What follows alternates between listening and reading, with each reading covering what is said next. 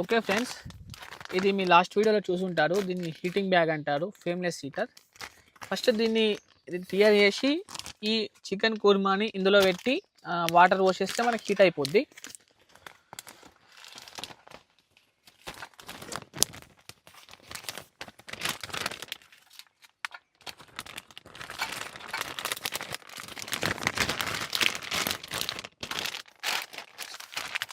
Okay, ఇప్పుడు ఇందులో పెట్టేసాం కదా, ఇందులో వాటర్ పోసేద్దాం.